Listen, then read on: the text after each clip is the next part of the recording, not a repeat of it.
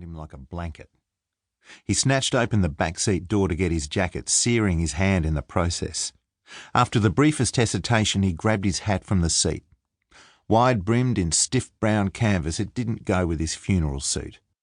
But with skin the blue hue of skimmed milk for half the year and a cancerous-looking cluster of freckles the rest, Falk was prepared to risk the fashion faux pas. Pale from birth, with close-cropped white blonde hair and invisible eyelashes, he'd often felt during his 36 years that the Australian sun was trying to tell him something.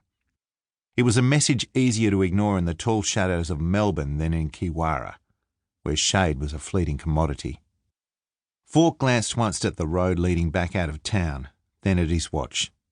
The funeral, the wake, one night, and he was gone. 18 hours, he calculated, no more.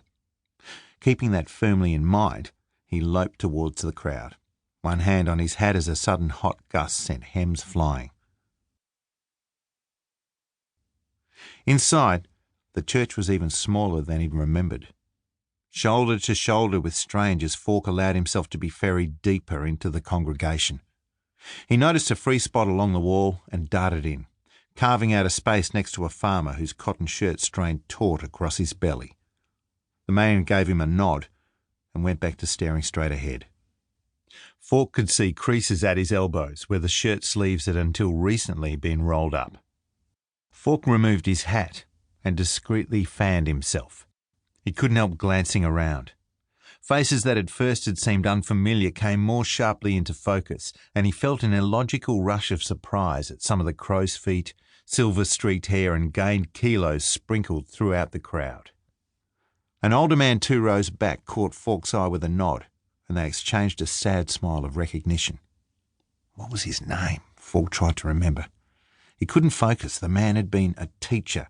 Falk could just about picture him at the front of a classroom, gamely attempting to bring geography or woodwork or something else alive for bored teenagers, but the memory kept flitting away. The man nodded at the bench beside him, indicating he would make space, but Falk shook his head politely and turned back to the front.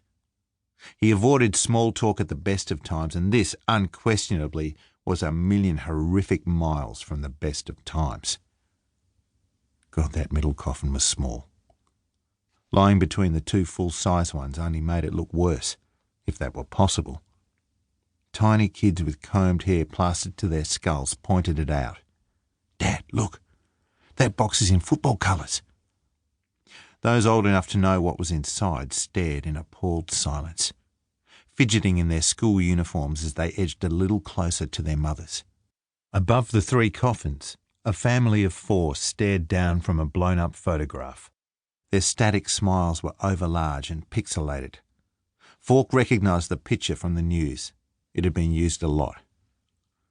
Beneath, the names of the dead were spelled out in native flowers. Luke, Karen, Billy. Falk stared at Luke's picture. The thick black hair had the odd grey line now, but he still looked fitter than most men on the wrong side of 35.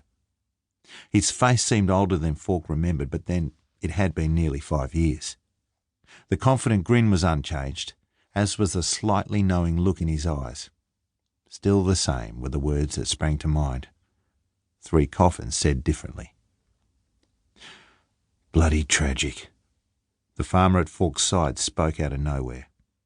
His arms were crossed, fist wedged tightly under his armpits.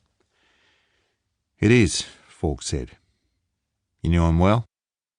"Not really.